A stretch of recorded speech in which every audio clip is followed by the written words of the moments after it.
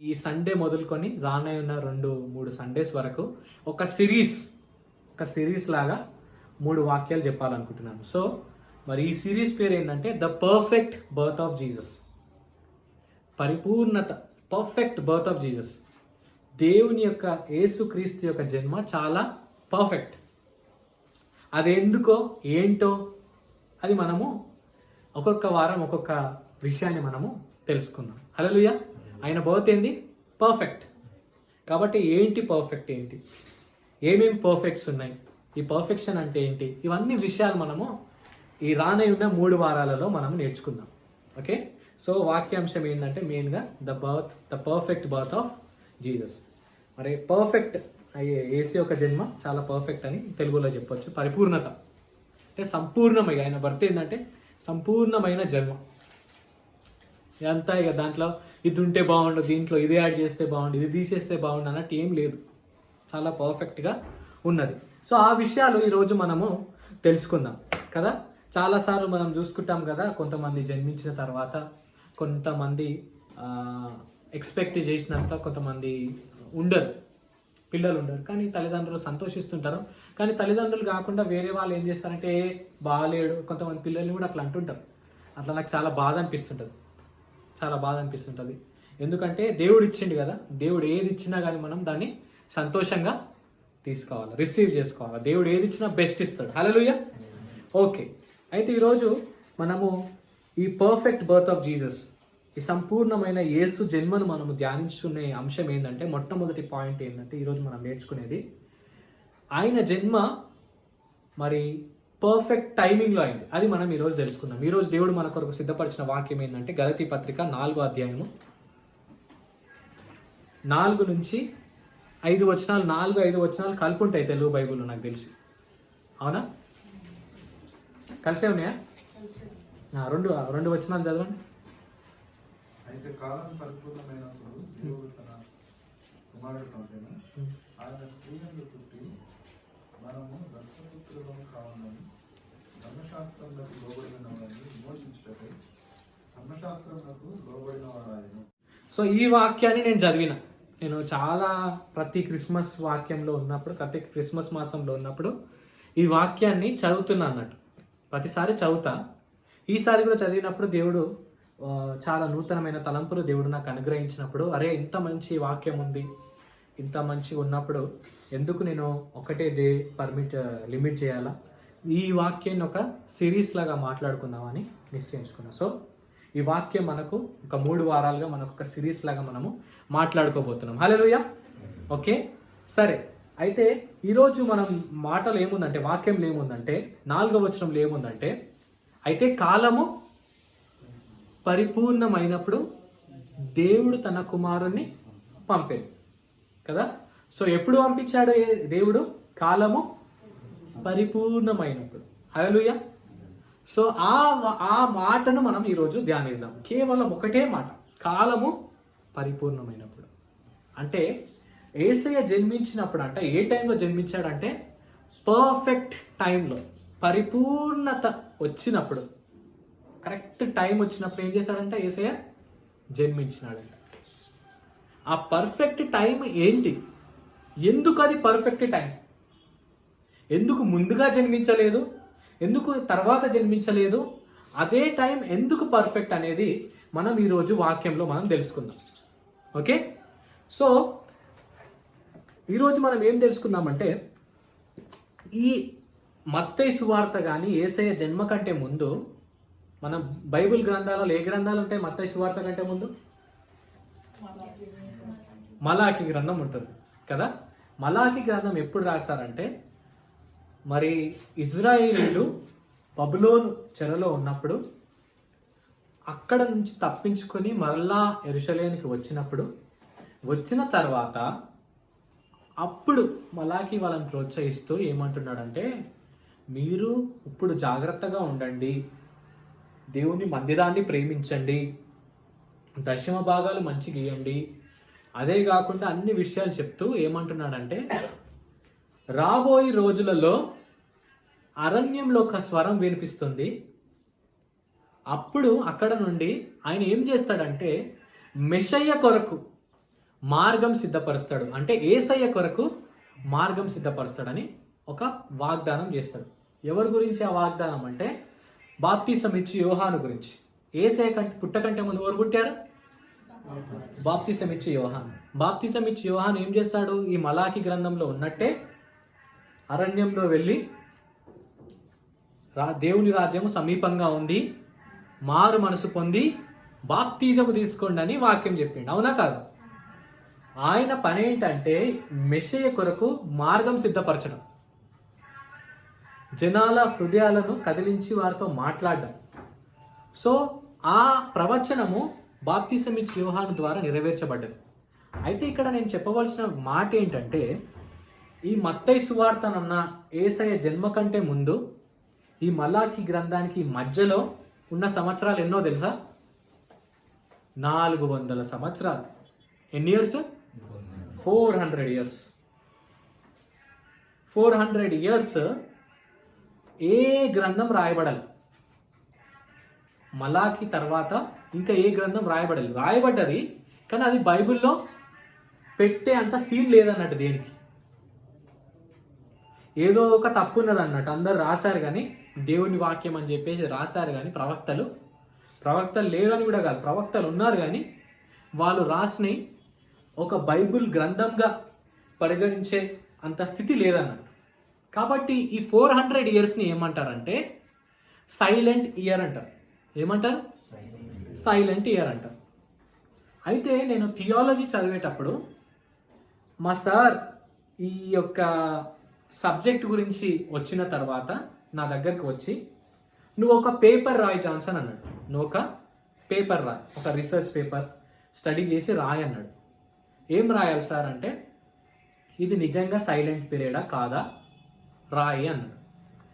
రాయి అన్న తర్వాత సరే సార్ నేను రాస్తానని చెప్పేసి, పెద్ద లైబ్రరీ ఉంటుంది మా కాలేజ్లో, చాలా బుక్స్ ఉంటాయి, బైబుల్ ఉంటుంది, అన్ని గ్రంథాలు చాలా ఉంటాయి, హిస్టారికల్ గ్రంథాలు చాలా ఉంటాయి.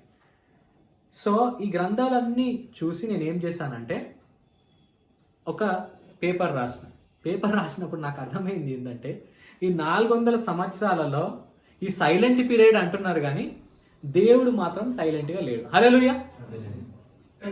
దేవుడు మాట్లాడలేదు, దేవుడు ఈ పని చేయలేదు అనడానికి లేదు.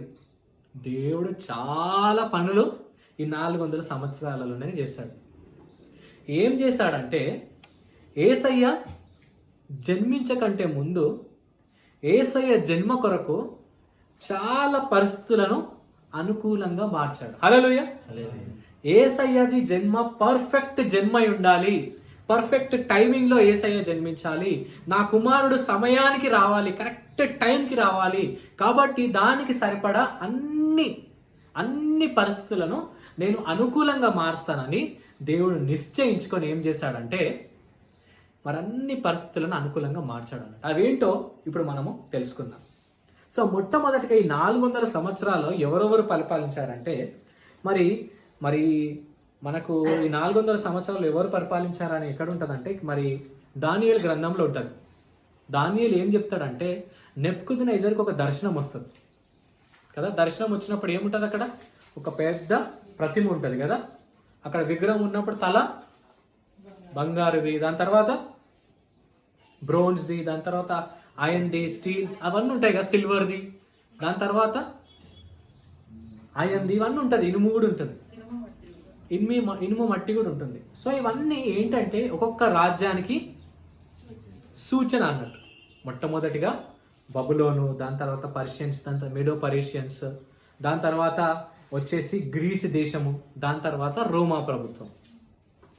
ఈ ప్రభుత్వాలు ఈ దేశాలు ఆక్రమించకంటే ముందే దేవుడు దానియేలుతో మాట్లాడి రాబోయే తరాలలో, రాబోయే రోజులలో వీరే ప్రపంచాన్ని పరిపాలించబోతున్నారని స్పష్టంగా దానియేలుకి కొన్ని 100 సంవత్సరాల క్రితమే రాసి చెప్పాడు అన్నట్టు. ఈ 400 సంవత్సరాలలో మొట్టమొదటి కొన్ని సంవత్సరాలు మేదో పర్షియన్స్ వారు పరిపాలించారు. దాని తర్వాత వచ్చిన రాజు ఎవరంటే గ్రీసు దేశపు రాజు, ఫేమస్ రాజు. ఆయన పేరేంటి? అలెగ్జాండర్ ద గ్రేట్ కదా. అలెగ్జాండర్ ద గ్రేట్ చాలా పెద్ద రాజు. ఆ రాజు గురించి కూడా మరి ఇక్కడ రాయబడి ఉన్నది. ఒకసారి చదువుదాం. దానియేలు గ్రంథము 11వ అధ్యాయం 23వ వచనం.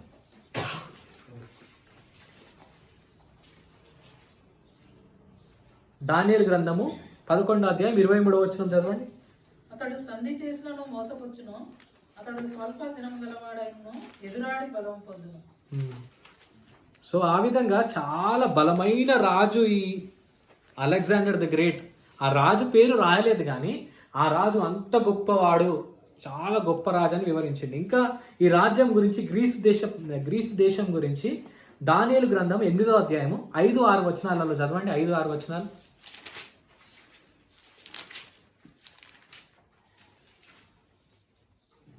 నేను ఈ సంగతి ఆలోచించుచుండగా ఒక మేకపోతు పడమటి నుండి వచ్చి కాళ్ళు నేల మోపకుండా భూమి అందంతటా పరుగులెత్తును. దాని 2 కన్నుల మధ్యన ఒక ప్రసిద్ధమైన కొమ్ముండెను. ఈ మేకపోతు నేను నది ప్రక్కన నిలుచుట చూచిన 2 కొమ్ముల గల పొట్టేలు సమీపమునకు వచ్చి భయంకరమైన కోపముతోనూ బలముతోనూ దాని మీదకి ఢీకొని వచ్చాను. ఓకే, 2 వచనాలు చదివినావు కదా, 5-6. 5-6. సో ఇక్కడ ఏమంటుందంటే ఒక మేక. ఈ మేకను దేన్ని పోలుస్తున్నాడంటే ఈ మేక ఎవరో, ఆ హార్న్ ఏంటిదో, ఆ 4 ఏంటో ఇవన్నీ వివరిస్తూ దాని యొక్క ఇంటర్ప్రిటేషన్ కూడా ఇదే అధ్యాయంలో ఉన్నది.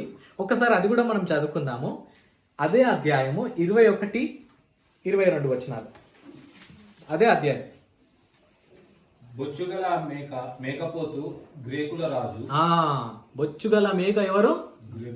గ్రీకుల రాజు. ఆ రాజు రాబోతున్నాడు అని 200 సంవత్సరాల క్రితమే, అలెగ్జాండర్ ద గ్రేట్ రాకంటే ముందే గ్రీసు దేశపు రాజు వస్తాడని చెప్పారు. ఈరోజు చరిత్ర కూడా చెప్తున్నారు. మొత్తం ఏ బుక్ చదివినా, మీరు మీ స్కూల్లో బుక్ చదివినా లేకపోతే ఏ హిస్టరీ బుక్ తెలిసినా కానీ ఈ టైంలో ఎవరు పరిపాలించారు, ప్రపంచాన్ని ఎక్కువగా ఆక్రమించుకుంది ఎవరంటే అలెగ్జాండర్ ద గ్రేట్ అని ఉంటుంది. ఆ విషయం రాసింది ఎవరు? దానియేలు ప్రవక్త. దేవుడు ఆయనకు ప్రవచనం అనేది చెప్పిండు. 200 సంవత్సరాల క్రితమే దానియేలు రాసిండు. హల్లెలూయా. సో రాసిన తర్వాత ఏమన్నాడంటే, దాని తర్వాత వచనాలు చదువు. అది పెరిగిన పిమ్మట దానికి బదులుగా 22 వచ్చిన చదువు. అది పెరిగిన పిమ్మట దానికి బదులుగా 4 కొమ్ములు పుట్టినవి కదా. 4 కొమ్ములు పుట్టినవి కదా. ఆ 4 కొమ్ములు పుట్టినవి కదా చెప్తున్నాను. 4 కొమ్ముల గురించి 4 రాజులు ఆ జనములో నుండి పుట్టుదురు గాని వారు అతనికున్న బలము గలవారుగా ఉండరు. సో ఏమైపోయిందంటే ఈ 4 రాజుల గురించి కూడా అయిపోయింది. అలెగ్జాండర్ ద గ్రేట్ చనిపోయిన తర్వాత, ఈ రాజు చనిపోయిన తర్వాత ఈ రాజ్యంలో నుండే, అదే గ్రీసు దేశపు రాజ్యం నుండే ఇంకా 4 రాజ్యాలు వస్తాయి. 4 రాజులు వస్తారు. ఒకరికొకరికి పడక మొత్తానికి ఏదో ఒకటి డివైడ్ అయిపోతుంది. కానీ ఆ రాజ్యం స్థిరపడదు అని 4 రాజుల గురించి చెప్పిండ్రు. ఎగ్జాక్ట్గా చరిత్రలో అదే అయింది. అలెగ్జాండర్ ద గ్రేట్ చనిపోయిన తర్వాత కసెండర్, టొలోమి, సెలూకస్, లైసామాకస్ అన్న 4 రాజులు వచ్చారు అదే రాజ్యం నుండి. హల్లెలూయా. దేవుని వాక్యం ఎంత నిజమైనది, ఎంత పక్కా, ఎంత యాక్యురేట్, ఎంత పరిపూర్ణమైనది కదా. సో ఆ రాజ్యం వచ్చింది. సో ఈ 400 సంవత్సరాలలో ఈ గ్రీసు దేశస్తులు ఎక్కువ సమయం పరిపాలించినారు. ఈ పరిపాలించిన తర్వాత ఏ విధంగా యేసు యొక్క జన్మ కొరకు వీళ్ళు సిద్ధపడ్డారు, ఏ విధంగా దేవుడి రాజ్యాన్ని వాడుకున్నాడంటే, మొట్టమొదటిగా ఈ దేశపు వాళ్ళు ఏం చేశారంటే గ్రీక్ లాంగ్వేజ్ని మ్యాండేటరీ చేశారు. అన్ని దేశాలలో ఏం చేశారంటే, అన్ని దేశాలను ఆక్రమించుకున్నారు కదా. ఈ రాజు ఎవరు? ఒక దేశానికి రాజు కాదు, ఇది గ్రీసు దేశపు రాజు. హీఈస్ ఎ ఎంపరర్. ఎంపరర్ అంటే ఎవరు? రాజు కంటే పెద్ద చక్రవర్తి. చక్రవర్తి ఎవరు? అనేక రాజ్యాలను ఆక్రమించుకొని అనేక రాజ్యాలను పరిపాలించే వారిని ఏమంటారు? చక్రవర్తి అంటారు. అటువంటి గొప్ప రాజు. సో ఈయన ఏం చేశాడు?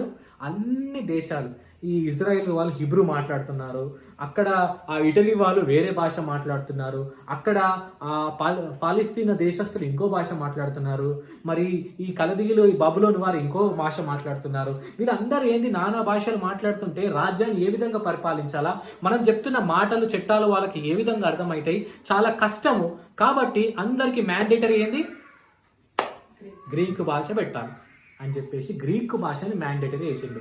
ఈరోజు వైఎస్ జగన్ ఏం చేశాడు? ఆంధ్రాలో అందరికీ ఏం చేసిండు, అన్ని ఇంగ్లీష్ మీడియం అనేసిండు. ఎందుకంటే వరల్డ్ మొత్తము ఇంగ్లీష్ నేర్చుకుంటుంది. పిల్లలు రేపు ఎదిగిన తర్వాత ఇంగ్లీష్ నేర్చుకుంటే రేపు ఉద్యోగ అవకాశాలు అన్నీ బాగుంటాయి. ఇంగ్లీష్ లేక చాలా మంది ఏమైపోతున్నారు అంటే మంచి మంచి ఉద్యోగాలు వచ్చినా కానీ చేతి దాటి వెళ్ళిపోతున్నాయి. అన్నీ ఉన్నాయి టాలెంట్స్, కానీ ఏం లేదు, భాష లేదు. అదొక వాల్యూ జగన్కి తెలుసు.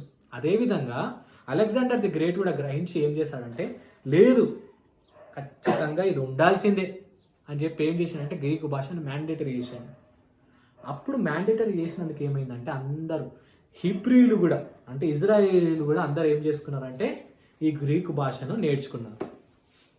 నేర్చుకున్న తర్వాత ఏమైపోయిందంటే పాత నిబంధన హీబ్రూ భాషలో ఉన్న గ్రంథాన్ని కూడా గ్రీకు భాషలకు తర్జుమా చేసుకున్నారు. తర్జుమా చేసుకున్న తర్వాత ఇప్పుడు మనము మత్తయి సువార్త కానీ, లూకా సువార్త కానీ, యోహాను సువార్త కానీ, ఈ సువార్తలు అన్నీ రాస్తున్నప్పుడు ఏం చేస్తారంటే ఏ భాషతో రాశారు వాళ్ళు? గ్రీకు భాషతో రాశారు. ఎందుకు హీబ్రూల భాషతో రాయలేదు? ఒకవేళ సువార్త హీబ్రూ భాషలో రాస్తే కేవలము ఒక్క వర్గానికే అర్థమవుతుంది, ఒక దేశానికి అర్థమవుతుంది. సువార్త అనేది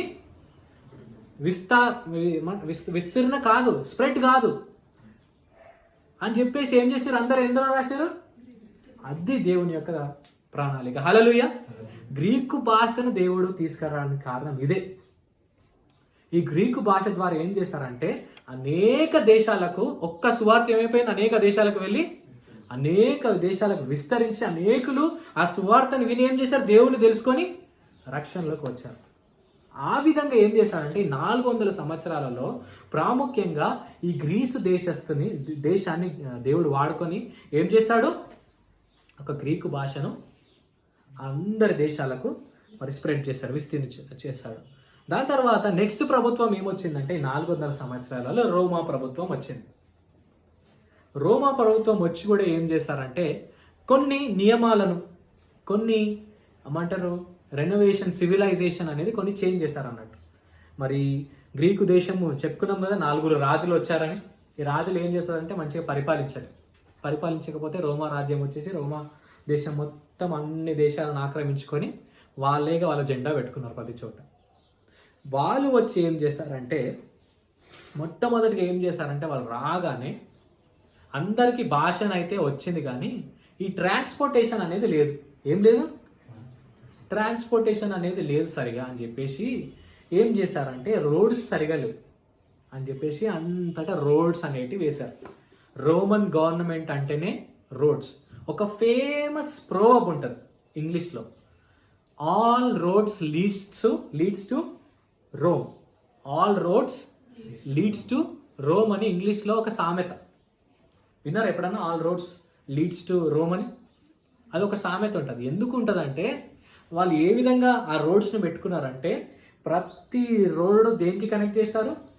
Rome, the centre, main city ఏదైతే రోమ్ ఉందో దానికి రీచ్ కావాలి. ఎవరైనా రోమ్కి రావాలంటే ఇట్లా రావచ్చు అని చెప్పేసి, అందరు ఈజీగా రావచ్చు అని చెప్పేసి అందరికీ రోడ్ వే అనేది అన్ని దేశాల నుండి పెద్ద రోడ్, బ్రాడ్ రోడ్ వేస్ అనేది పెట్టిండ్రు. దీని ద్వారా ఏమైపోయిందంటే యేసయ్య జన్మించిన తర్వాత ఎన్ని సంవత్సరాలు యేసయ్య సువార్త ప్రకటించింది? 3.5 సంవత్సరాలు. ఒకవేళ సరైన రోడ్స్ లేకపోతే చాలా కష్టమవుతుంది. యేసయ్యకి ఈ రోడ్స్ ద్వారా ఏమైపోయిందంటే తొందరగా ప్రతి చోటకు వెళ్ళి సువార్త ప్రకటించడానికి ఈజీ అయిపోయింది. యేసుక్రీస్తు తర్వాత శిష్యులందరికీ కూడా నానా దేశాలకు వెళ్ళి సువార్త ప్రకటించడానికి కూడా ట్రాన్స్పోర్టేషన్ చాలా ఈజీ అయిపోయింది. ఒకటి. రెండవది ఏంటంటే ఈ రోమా ప్రభుత్వం వాళ్ళు ఏం చేశారు? ఒక రూల్ పెట్టారు, అది మనం చదువుకుందాము. యేసయ్య ఎక్కడ జన్మించాలనుంది? మామూలుగా ప్రవచనాలలో ఎక్కడ జన్మించాలనుంది? ఒకసారి చదువుదామా? మత్తయి సువార్త 2వ అధ్యాయం 6వ వచనం. మత్తయి సువార్త 2వ అధ్యాయం 6వ వచనం. 2వ అధ్యాయం 6వ వచనం. 5వ వచనమా? 5వ వచనం నుండి. యూదయ బెత్లెహేములోనే. అందుకు వారు యూదయ బెత్లెహేములోనే ఏలయనగా యూదయ దేశపు బెత్లెహేమా, నీవు యూదా ప్రధానులలో ఎంత మాత్రమును అల్పమైన దానవు కావు. ఇశ్రాయేలును నా ప్రజలను పరిపాలించు అధిపతి నీలో నుండి వచ్చును. చాలు. అని ప్రవక్త ద్వారా వ్రాయబడి ఉన్నదని. మీకా ప్రవక్త ఏం చేశాడంటే మీకా గ్రంథం 5వ అధ్యాయం 2వ వచనంలో ఈ ప్రవచనం ఉంది. ఏమని చెప్పాడంటే యేసయ్య ఎక్కడ జన్మిస్తాడని ఉన్నది, బెత్లెహేంలో జన్మిస్తాడని ఉన్నది. కానీ విషయం ఏంటంటే యోసేపు మేరీలు ఎక్కడున్నారు తెలుసా? గలిలీలో నజరేతులో ఉన్నారు. నజరేత్ ఎక్కడ ఉంది? గలిలీలో ఉంది. గలిలీ అని ఒక ప్రావిన్స్లో నజరేతులో వీళ్ళు ఉన్నారు. కానీ ఎక్కడ జన్మిస్తాడని ఉంది యేసయ్య? తల్లిదండ్రులు ఎక్కడ ఉన్నారు? ఇప్పుడు పెళ్లి కాకముందే ఎంగేజ్మెంట్ ఎక్కడ చేసుకున్నారు? ప్లాన్ ఎక్కడుంది? వెడ్డింగ్ ప్లాన్ కూడా నజరేత్లోనే. వెన్యూ అన్ని సెలెక్ట్ చేసుకున్నారు. వెన్యూ అయిపోయింది, మెన్యూ అయిపోయింది, అంతా మొత్తం రెడీగా ఉన్నారు. ఎప్పుడెప్పుడు పెళ్లి చేసుకున్నామా అని ఎదురు చూస్తున్నారు ఇద్దరు, యోసేపు మేరీ. ఎక్కడ చేసుకుందాం అనుకున్నాం? నజరేతులో. కానీ దేవుడు ఎవరిని ఎంచుకున్నాడు? మేరీని ఎంచుకొని గర్భంలో, మేరీ కన్యక గర్భంలో జన్మించాలి. యేసయ్య ఎక్కడ జన్మించాలి? బెత్లెహేంలో జన్మించాలి. ఇప్పుడు ఎలా? అప్పుడు వాడకుండా యేసయ్య మరి దేవుడు మరి రోమా ప్రభుత్వాన్ని వాడకుండా. ఒకసారి చదువుదాం లూకాసు వార్త 2వ అధ్యాయం 1వ వచనం.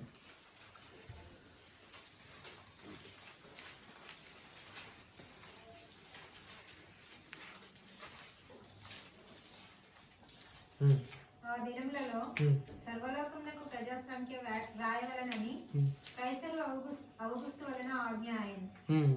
చాలు. ఈ కైసర్ అగస్తస్ అనే రోమన్ ఎంపరర్ ఏం చేస్తాడు? ఒక నియమం పెట్టాడు. అందరు ఏం చేయాలా? మీ రిజిస్ట్రేషన్స్, LRS ఉంది కదా, ఆ టైప్లో సెన్సస్. మీరు రోమన్ సిటిజన్సే, మేము ఈ పట్టణంలో ఈ ప్లేస్లో జన్మించినాము, మా సొంత ఊరు ఇది అని మీరు రిజిస్టర్ చేసుకోవాలి అని చెప్పేసి ఒక రూల్ పెట్టిండు. పెట్టినందుకు ఏమైపోయింది? వీళ్ళు అక్కడి నుంచి ఎట్టుపోయినారు? బెత్లెహేంకి వచ్చారు. దేవుడు రోమా ప్రభుత్వాన్ని కూడా ఆ విధంగా వాడుకున్నారు. రోమా ప్రభుత్వం ఏం చేశారంటే లిటరల్లీ జోసెఫ్ని, మేరీని పుష్ చేసిండ్రు, మీరు ఖచ్చితంగా ఇక్కడికి రావాల్సిందే అని. అట్లా నజరేతులో పెరిగిన యోసేపు మేరీలు ఎక్కడికి వచ్చిండ్రు? బెత్లెహేంకి వచ్చి అక్కడ ఎవరు? యేసయ్య పుట్టిండు. హల్లెలూయా. ఆ విధంగా దేవుడు రోమా ప్రభుత్వాన్ని వాడుకున్నాడు. రెండవదిగా ఏ విధంగా వాడుకున్నాడంటే దేవుడు మరి ఇంకా ఇక్కడ ఏమున్నదంటే మరి క్రూసిఫిక్షన్, దేవుని సిలువ వేయడం. ఇప్పుడు ఒకవేళ ఫర్ సపోజ్ నేను పర్ఫెక్ట్ టైమింగ్ ఏ విధంగా అంటున్నానంటే రోమా ప్రభుత్వంలో కాకుండా ఒకవేళ వేరే ప్రభుత్వాలు పరిపాలిస్తున్నప్పుడు యేసయ్య జన్మించాడు అనుకో. ఒకవేళ జన్మించాడు అనుకో, సపోజ్ ఇండియా పరిపాలిస్తున్నప్పుడు జన్మించాడు అనుకో, మొత్తం యావత్ దేశాన్ని ఇండియా పరిపాలిస్తుంది అనుకో. జన్మిస్తే ఏం చేస్తారు? యేసయ్య జన్మించినాడు.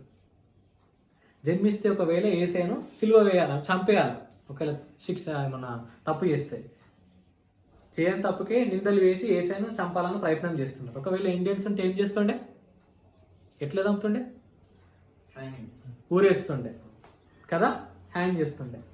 ఒకవేళ గ్రీక్ దేశస్తుంటే వాళ్ళు ఇంకేదో చేస్తుండే. లేకపోతే ఇంకేం చేస్తారంటే కొన్ని దేశాలు ఏం చేస్తారంటే ఈ మధ్యకాలంలో US వాళ్ళు ఏం చేస్తున్నారంటే ఇంజెక్షన్స్ ఇస్తున్నారు. ఇక ఎందుకు అని చంపుడు అని బాధ చూసుడు, ఇక పోనీలే మామూలుగానే చావని అని చెప్పేసి ఇంజెక్షన్ ఇస్తాడు. ఆడే మెల్లగా చనిపోతాడు అన్నట్టు, ఏం బాధపడకుండా చనిపోతాడు. ఈ విధంగా చనిపోతే యేసయ్య రక్తం కార్చకపోతుండే. గ్రంథాల ప్రకారము యెషయా గ్రంథం 53వ అధ్యాయం ప్రకారము క్రీస్తు ఏం చేయాలా? రక్తాన్ని చిందించాలి. లేవియా కాండంలో ఏ విధంగా మరి ఒక గొర్రె పిల్లకు ఏ విధంగా చంపి రక్తం దారపోస్తుందో ఆ విధంగా యేసుక్రీస్తు కూడా బలి పశువుగా వచ్చింది కాబట్టి రక్తాన్ని చిందించాలి. ఈ రక్తాన్ని చిందించే క్యాపిటల్ పనిష్మెంట్ వేరే ఏ చక్రవర్తి కానీ దేశాలు కానీ స్థాపించలేదు మంచిగా, కేవలము రోమా ప్రభుత్వమే. హల్లెలూయా. ఒకవేళ మీరు గ్రంథం చదివితే కూడా ఇటువంటి మన ఏమంటారంటే ఈ ఆది కాండం కానీ ధర్మశాస్త్రం చదివితే కూడా ఎవరన్నా తప్పు చేస్తే కళ్ళు బీకేసేయాలని ఉంది, రాళ్లతో కొట్టి చంపాలని ఉంది, వేరే వేరే విధంగా ఉంది. కానీ సిలువాని ఎక్కడ ఉన్నదా? ఒకవేళ యూదులు కూడా పరిపాలిస్తే కూడా యేసయ్య వస్తే యూదులు కూడా మరి ఈ వాక్యంలో యెషయా గ్రంథంలో లేవియా కాండంలో ఉన్నట్టు చంపలేకపోతున్నారు. ఈరోజు సిలువ వచ్చింది కాబట్టి ప్రతి ఒక్క ప్లేస్లో ఏం చేశారంటే ఆయనను గాయపరిచి ప్రతి ఒక్క చివరి వరకు తన రక్తం అంతా వెళ్ళిపోయేలాగా చివరికి ఏమొచ్చిందంట, రక్తం అంతా పోయి నీరు గారింది కదా, అంతే కదా. అంతగా శ్రమ పెట్టి యేసయ్యను మరి చంపేశారు. కాబట్టి అందుకే సరైన సమయం ఎందుకు అంటున్నా అంటే ఈ రోమా ప్రభుత్వము పరిపాలిస్తుంది కాబట్టి ఇదే సరైన సమయం అని చెప్పేసి ఏం చేసిండంటే దేవుడు యేసయ్యను పంపించిండు. కాలము పరిపూర్ణమైనప్పుడు దేవుడు తన కుమారుని పంపని ఇవన్నీ జరిగినాయి కాబట్టి ఇప్పుడు ఇది కరెక్ట్ టైం అని చెప్పేసి యేసయ్యను లోకానికి నడిపించినాడు. అదే కాకుండా ఇంకా చాలా విషయాలు జరిగినాయి. ఉదాహరణకి రోమా ప్రభుత్వం వచ్చినప్పుడు ఏం చేశారంటే మరి యూదులందరూ కలిసి ఈ సన్హెద్రియన్ అని ఒకటి పెట్టుకున్నారు. అదేవిధంగా మరి సినగోగ్ అని పెట్టుకున్నారు. ఎందుకు ఇవన్నీ సరైన సమయంలో వచ్చాయి అంటున్నానంటే యేసయ్య వచ్చి చనిపోయి ఆహారం అయిపోయి వెళ్ళిపోయినప్పుడు అందరికి చెప్పినాడు వెళ్ళకముందు, వీళ్ళందరూ వెళ్ళి సమస్త లోకానికి వెళ్ళి సువార్త ప్రకటించాలని చెప్పాడు. వీళ్ళందరూ సువార్త ఎక్కడ ప్రకటించారు? ప్రాముఖ్యంగా వెళ్ళినప్పుడు మొట్టమొదటిగా పొయ్యి ప్రతి చోట వెళ్ళి సువార్త ప్రకటించాలంటే వేరే దేశంలో సినగోగుకి వెళ్ళేవారు, సినగోగులకు వెళ్ళేవారు.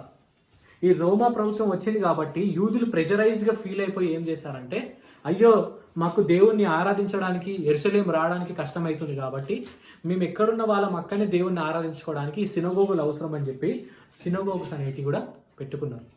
దీని ద్వారా అపోస్తులైన పౌలుకి ఎంత ఈజీ అయిపోయిందంటే ప్రతిసారి ఏం చేసిండు, వేరే దేశానికి వెళ్ళినప్పుడల్లా సువార్త ఎక్కడ ప్రకటించిండు? మొట్టమొదటిగా వెళ్ళింది సినగోగ్కి, అవునా కదా? సో ఇవన్నీ పర్ఫెక్ట్ టైంలో జరిగినాయి. దాని తర్వాత ఎందుకు ఇది పర్ఫెక్ట్ టైం అంటే ఇంకొక పర్ఫెక్ట్ టైమింగ్ గురించి నేను చెప్తాను మీకు. మత్తయి సువార్త 1వ అధ్యాయము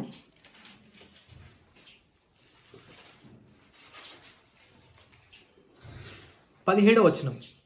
1వ అధ్యాయం 17వ వచనం. ఇట్లు అబ్రహాం మొదలుకొని దావీదు వరకు తరములన్నీ 14 తరములు.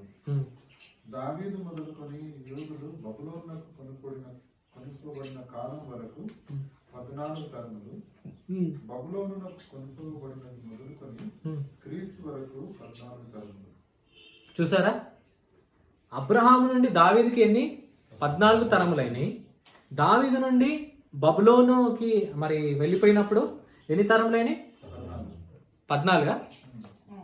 అక్కడ కూడా 14, అన్ని 14. మరి ఇక్కడ కూడా వచ్చినప్పుడు ఏమైపోయింది? ఇక్కడ కూడా 14. బబులోను నుంచి ఆక్రమించుకున్న తర్వాత యేసయ్య వచ్చే వరకు ఎన్ని తరాలని? 14 తరాలు. ఈ క్యాల్కులేషన్ ప్రకారం కూడా ఏమైపోయింది? మరి ఎగ్జాక్ట్గా టైంకి యేసయ్య జన్మించాడు. ఇంకా వాక్యం మీరు చదివితే మీరు గ్రంథం మీరు చదివినప్పుడు దానియేలు గ్రంథము 9వ అధ్యాయము 20 నుంచి 27 వచనాలు చదివితే అక్కడ కూడా ఏమని ఉంటాడంటే స్పష్టంగా చెప్తాడు, ఈ యొక్క 483 సంవత్సరాల తర్వాత ఒక రాజు రాబోతుండని, ఆయన నిత్య రాజ్యాన్ని స్థాపిస్తాడని. అదే టైంలో ఆయన చెప్పిన తర్వాత నిజంగా లిటరల్గా 483 సంవత్సరాల తర్వాత ఏం జరిగింది? యేసయ్య జన్మించినాడు. హల్లెలూయా. సో ఇవన్నీ చూసుకుంటే ఏమర్థమవుతుంది? యేసయ్య ఎప్పుడు పుట్టిండు? పర్ఫెక్ట్ టైంలో పుట్టిండు. హల్లెలూయా. సో ఇవన్నీ చెప్తున్నాను కదా, ఈ పర్ఫెక్ట్ టైం అంటే ఏ టైం అంటే ఒక్క మాటలో చెప్పాలంటే అదే ఎఫెసీ పత్రిక, అదే గలతీ పత్రిక 4వ అధ్యాయము 2వ వచనం చదవండి. మరియు నేను చెప్పినది ఏమనగా వారసులు అన్నిటికీ కలయినను బాలుడై ఉన్నంత కాలము. గలతీ పత్రిక 4వ అధ్యాయం 2వ వచనం. తండ్రి చేత నిర్ణయింపబడిన వచ్చే వరకు, తండ్రి యొద్ద నుంచి నిర్ణయించబడిన దినం వరకు అని ఉంది. అయితే ఇక్కడ మనం ఏం చూస్తున్నామంటే ఇది పర్ఫెక్ట్ టైం ఎప్పుడు అంటే దేవుడు, తండ్రి అయిన దేవుడు నియమించిన టైం కనుక అది పర్ఫెక్ట్ టైం. సో ఈరోజు ప్రియులారా దేవుడు మనకి ఏం నేర్పిస్తున్నాడంటే ఈరోజు ప్రతి ఒక్కరు మనమున్న ఇక్కడ కూర్చున్న ప్రతి ఒక్కరము వీఆర్ వెయిటింగ్ ఫర్ సంథింగ్. మనం అందరం ఏదో ఒక దానికోసం ఎదురు చూస్తున్నాం. యూదులు కూడా ఎదురు చూశారు. ఏమని ఎదురు చూస్తారు తెలుసా? అయ్యో ఈ గ్రీసు దేశం ఏంది, ఎప్పుడు వరకు మేము ఇక్కడ ఉండాలా? మా రాజ్యం, మా సొంత రాజ్యం మాకు ఎప్పుడు వస్తుంది? అయ్యో ఈ రోమా ప్రభుత్వం ఏంటి, మాకెందుకు ఈ పరిపాలన అని చెప్పి చాలా బాధపడ్డారు. కానీ దేవుడు వాళ్ళని ఎందుకు అలౌ చేశాడంటే ఇవన్నీ సిద్ధపరచడానికి. ఇప్పుడు మనం మాట్లాడుకునే అన్ని సిద్ధపరచడానికి. కానీ అప్పుడు అలనాడు ఆ యూదులు మాత్రం ఏమీ గ్రహించలేదు, ఈ సత్యాలను గ్రహించలేదు. ఈరోజు మనం కూడా ఏం చేస్తున్నామంటే అయ్యో బీజేపీ ప్రభుత్వం, అయ్యో ఆ ప్రభుత్వం, ఈ ప్రభుత్వం మమ్మల్ని ఏమో చేస్తుంది, ఏమో చంపేస్తుంది, మమ్మల్ని బ్రతకనివ్వదు, మా విశ్వాసాన్ని కనపరుచుకొనివ్వదు అని చాలామంది భయపడుతున్నాం. కానీ గ్రీసు దేశము కంటే రోమా ప్రభుత్వం కంటే ఘోరమైందా? రోమా ప్రభుత్వము యేసయ్య చనిపోయిన తర్వాత శిష్యులు ఉన్నప్పుడు ఏం చేశారో తెలుసా? 70 ADలో యేసయ్య చెప్పినట్టు ఈ మందిరం కూల్చేయబడుతుంది అని చెప్పిన మాట నెరవేరబడ్డది తెలుసా? 70 ADలో ఏం జరిగిందంటే యేసయ్య చెప్పిన తర్వాత 35 సంవత్సరాలు 40 సంవత్సరాల తర్వాత రోమా ప్రభుత్వం వాళ్ళు ఈ యెరూషలేం టెంపుల్ని కూల్చేశారు. నీరో ఏం చేశాడు తెలుసా? క్రూరంగా ప్రతి ఒక్క విశ్వాసిని చంపేశాడు, క్రూరంగా. రోమా ప్రభుత్వం చక్రవర్తి అయినా కానీ దేవుడు అవన్నిటిని అలౌ చేసిండు. ఎందుకంటే సువార్త విస్తీర్ణత కొరకు. ఏదేం చేసినా కానీ దేవుని పరిచర్యను, దేవుని పనిని ఏ ప్రభుత్వం ఆపలేదు. హల్లెలూయా. ఇప్పుడున్న ప్రభుత్వం కంటే అప్పట్లో ఉన్న ప్రభుత్వాలు చాలా తీవ్రమైనవి, చాలా ఘోరమైనవి. కానీ క్రైస్తవత్యాన్ని, మరి యేసు క్రీస్తు యొక్క విశ్వాసులను, సంఘాన్ని ఆపగలిగిందా? సంఘ ఎదుగుదలను ఆపగలిగిందా? ఈరోజు వరల్డ్లో ఎవరు అధిక సంఖ్యలో విశ్వాసులు, ఏ మతస్థులు ఉన్నారు? క్రైస్తవులే. మనం మతం కాదు కానీ లోకం మతం అంటది కాబట్టి చెప్తున్నాను. ఎవ్వరు ఆపలేదు. కాబట్టి మనం అన్ని విషయాల గురించి మనము బాధపడద్దు. దేవుడు నియమించిన సమయాలలో మన పట్ల దేవుడు తన ఆశీర్వాదాలు కుమ్మరిస్తాడు. హల్లెలూయా. ప్రతిదానికి సమయం కలదు. దేవుడికి తెలుసు నీకు ఏ సమయంలో ఏ కార్యం చేయాలన్నా.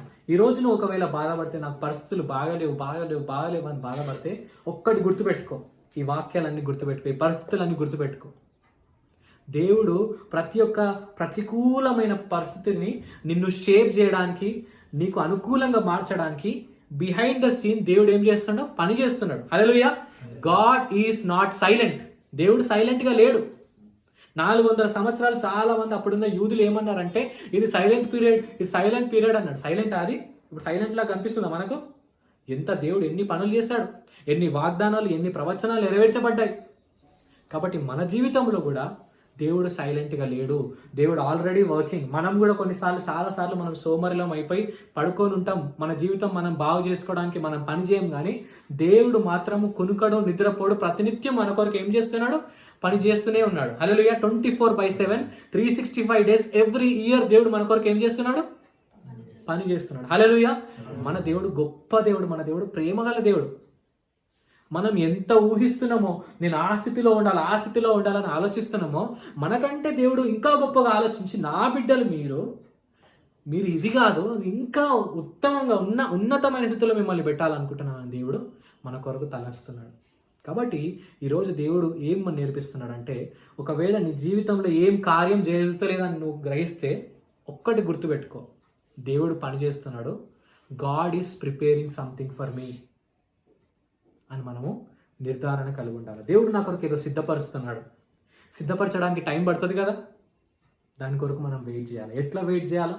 ప్రార్థనలో, విశ్వాసంలో. యూదులు విశ్వాసంలో, ప్రార్థనలో లేకుండే, వాక్యాన్ని ధ్యానించలేదు. మెస్సయ్య వచ్చి అన్ని ప్రవచనాలన్నీ నెరవేరుస్తున్నప్పటికీ ఈ లేఖనాలు చదవలేదు కాబట్టి వాళ్ళు గ్రహించలేకపోయారు. లేఖనాలను చదువుతున్నారు కానీ హృదయంలో పెట్టుకుంటలేదు, దాన్ని ధ్యానిస్తలేదు. కాబట్టి మెస్సయ్య కల్లారా కనిపించినా కానీ వాళ్ళు గుర్తుపట్టక ఆ రక్షణ భాగ్యాన్ని వాళ్ళు ఆనందించలేకపోయారు, పొడగొట్టుకున్నారు వాళ్ళు. కాబట్టి ఈరోజు దేవుడు మనందరికి హెచ్చరిస్తున్నాడు, he was born in perfect time. కాబట్టి ఏ విధంగా పర్ఫెక్ట్ టైంలో దేవుడు యేసయ్య జన్మించాడో అదే పర్ఫెక్ట్ టైంలో మన జీవితంలో ప్రతి కార్యాన్ని దేవుడు చేయబోతున్నాడు. దేవుడి యొక్క వాక్యాన్ని దీవించి ఆస్వాదించును గాక. ఆమేన్. సమయంలో మనం అందరం ఒక మాట మనం ప్రార్థన చేసుకుందాం, ఒప్పుకుందాం. దేవా, ఇంత గొప్ప మర్మాన్ని మాకు తెలియజేసా, వందనాలని, మాతో మాట్లాడినందుకు వందనాలని. అవును దేవా, నేను ఎదురు చూస్తాను, నీ కార్యం కొరకు నేను ఎదురు చూస్తాను, విశ్వాసంలో నేను కృంగిపోను,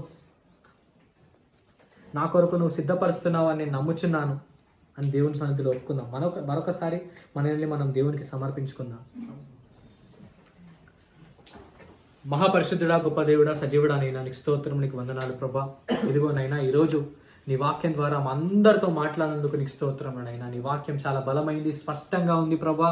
నిజమే ప్రభా, చాలాసార్లు ప్రభా మేము బాధపడుతుంటాం నైనా మా జీవితంలో ఏ టైంలోనైనా ఏం జరగట్లేదని. కానీ ప్రభా నీ వాక్యంలో చూసుకున్నాం నైనా, కాలము పరిపూర్ణమైనప్పుడు దేవుడు తన కుమారుని పంపేనన్న మాటను మేము జ్ఞాపకం చేసుకున్నాం. నిజమే ప్రభా, కాలం పరిపూర్ణమైనప్పుడే నువ్వు కార్యం చేస్తావు నైనా. సరైన సమయంలో నువ్వు మేలులు చేస్తావు నైనా, నీకు వందనాలు ప్రభా. నీ మేలుల కొరకు, నీ కార్యం కొరకు ఎదురు చూసే ఓపికను, సహనాన్ని, విశ్వాసాన్ని, నిరీక్షణను మా అందరికీ దయచేయమని వేడుకుంటున్నాం నైనా.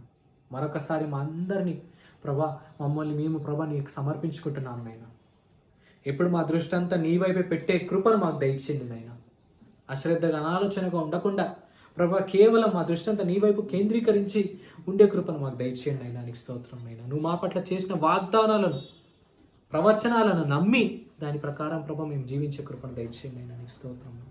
నీ అందు ఎదిగే కృపను దయచేయండి నైనా. నీకు స్తోత్రం నైనా. దేవా తండ్రి, ఇటువంటి గొప్ప కార్యం చేసినందుకు నీకు వందనాలు నైనా. మాతో మాట్లాడినందుకు వందనాలు చెల్లిస్తూ ఈ యొక్క ప్రార్థన యేసుక్రీస్తు నామములో ఈ యొక్క ప్రార్థన అడిగి వేడుకుంటున్నామా తండ్రి. ఆమేన్.